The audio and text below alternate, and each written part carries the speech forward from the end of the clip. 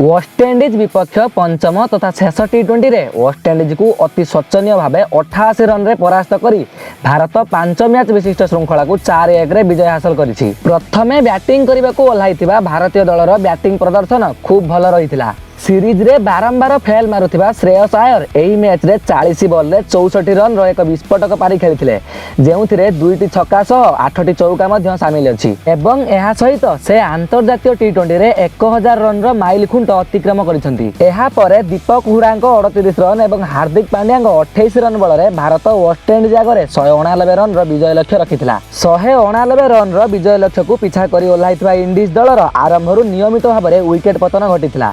Opener भावे Jason holder 0 run एवं बुरुक्स मात्र 13 run करी पैविलियन को फेरिथिले। इंडीज पक्षरु हेटमायर सर्वाधिक 56 रन रो एक सुंदर पारी खेलिथिले। भारतीय स्पिनर माने 15.4 ओवर रे इंडीज दल को मात्र 100 रन मध्य रे धराशायी करिथिले।